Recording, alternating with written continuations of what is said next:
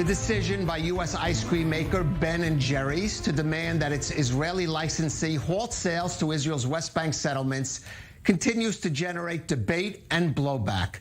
Company founders Bennett Cohn and Jerry Greenfield, who no longer own the company, published an opinion piece in the New York Times today defending the move, saying they are supporters of Israel and writing, the decision to halt sales outside Israel's democratic borders is not a boycott of Israel. The Ben & Jerry's statement did not endorse the boycott, divestments, and sanctions movement. They also denied charges of anti-Semitism related to the move. Now, another statement criticizing the decision itself became a source of controversy when 6 members of the Israeli parliament from the left-wing Labor and Meretz parties withdrew their endorsement for a letter that had been circulated by Yesh Atid lawmaker Merav Ben-Ari. The 6 said they thought the letter merely aimed at saving the 160 jobs that would be lost if the local factory producing the ice cream were to close, and objected to what they said was the blurring of the distinction between Israel proper and West Bank settlements.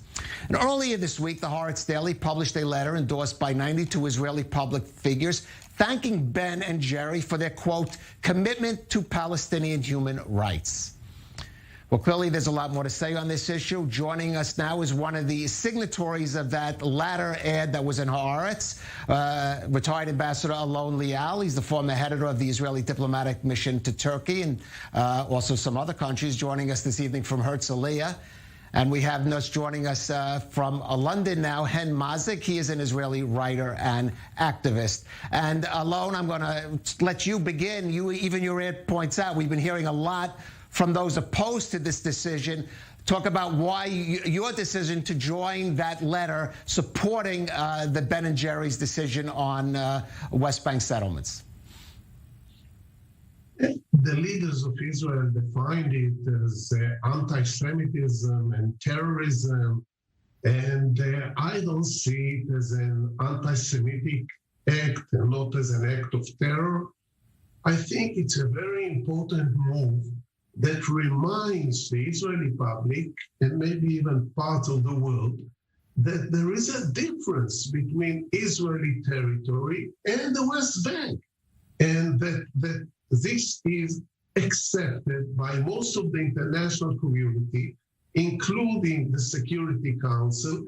And since most of the Israelis forgot about this topic, and the topic is not an issue anymore globally, I think it was a very important reminder.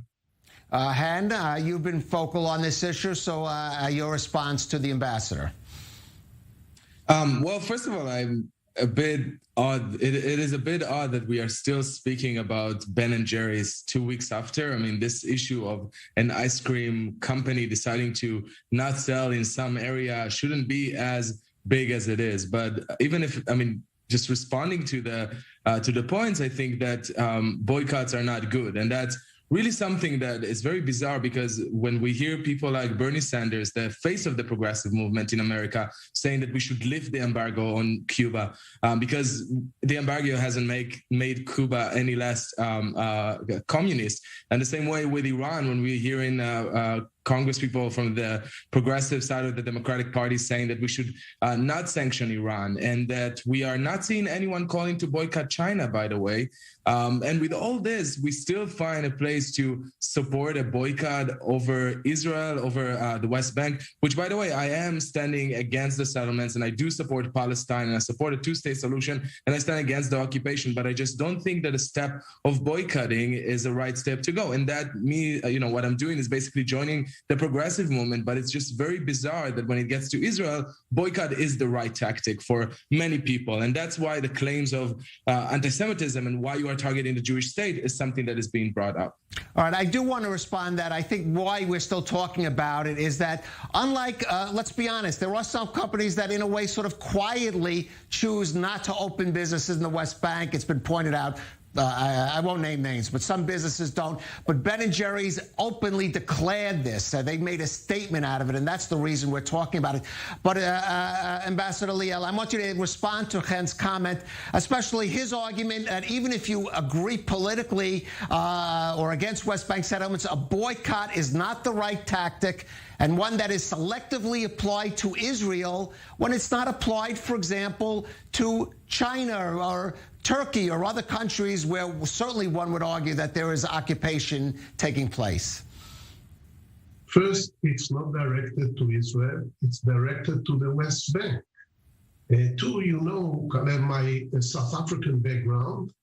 I was there when sanctions were applied, and it worked, and it saved South Africa. It made South Africa a democracy. Apartheid. Things are not perfect there, And you'll get a chance to very respond. open.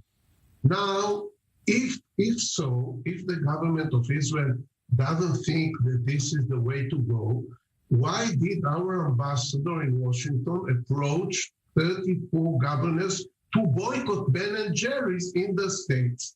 And so when it suits you, it's good. When it doesn't suit you, it doesn't good. It's not good. I think it's not an aggressive mood, and it's politically. We just heard that it's 2 weeks already an issue, and it's amazing that ice cream has made this much of noise on such a topic that was dormant or almost dormant. So I think we should welcome it, and I think that those who thought the issue was eliminated should have this reminder that the issue is still with us. Right. I do want to point out, Alon, that because I've interviewed him, the Israeli holder of the Ben & Jerry's franchise said that he had no, he under Israeli law, he has to let his ice cream be sold there in the settlements, and he's losing out because of it, and he is Israeli, so it is a fine line. But I do want to go to Hen. You can respond. What about? And I do want you to respond to the ambassador's comments about the South Africa example, because that has been used as one of the justifications for this measure. Right. It works when there is an apartheid, and I'm sure that the ambassador is not suggesting in any way that Israel is an apartheid state. I hope it's not. Right. Correct me if I'm wrong, Ambassador. No, you're not accurate. I think the situation in the West Bank is an apartheid situation. And definitely Israel is not an apartheid state, but Israel applies apartheid methods in the West Bank, and this is the reason that boycott is so relevant. And I am definitely supporting those who claim that the 15% of Jews who live in the West Bank run their affairs there with Israel backing them. So it's not only it doesn't have to be identical to the South African situation, but even demographically, the percentage of Jews living in the West Bank is similar to the percentage of whites that ruled South Africa for many years. Let's hear Hen respond.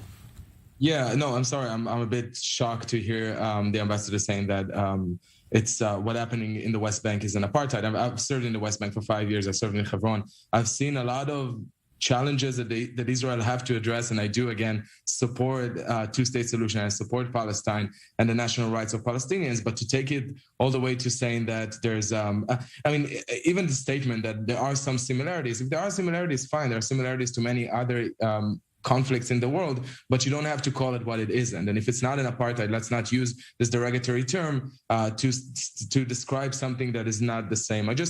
For me, I think that divesting is not the right tactic. I think, as Bernie Sanders said, sanctioning Iran will only harm the Iranian people. Sanctioning Cuba will only harm the Cuban people. It's not going to make Cuba less communist. And the same way that if you think that the West Bank or you think that Israel should change the situation, you should support organizations that are working with Palestinians. You should support the New Israel Fund that is doing great work supporting Palestinians. But to advocate for a boycott is not doing anything to change the government. And if anything, just finish your point, Hen.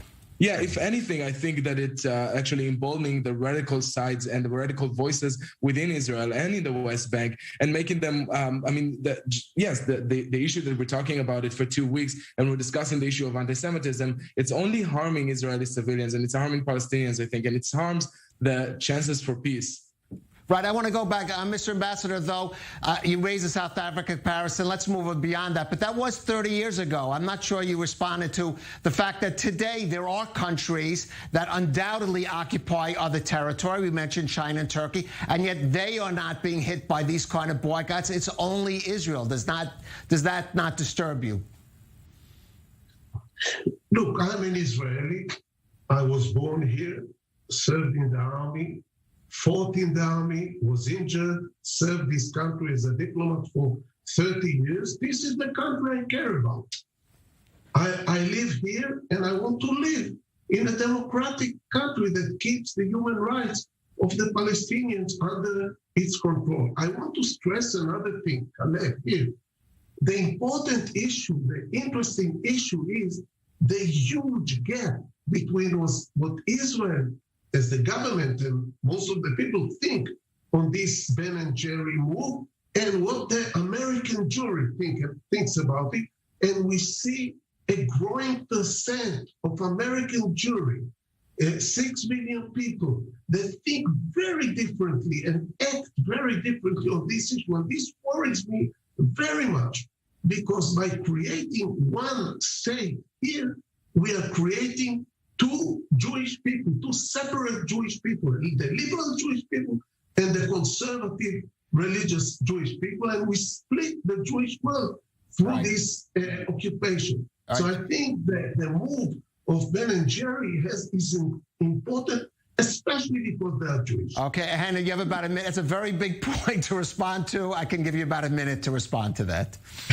I'll take a minute. I think that Israel and Israelis will be the one to make the decisions for the future of the country. I don't think that advocating or calling other countries or governments or businesses around the world to boycott us or to attack us or to shame us in order to make a change in Israel is a positive way. I think it does the exact opposite.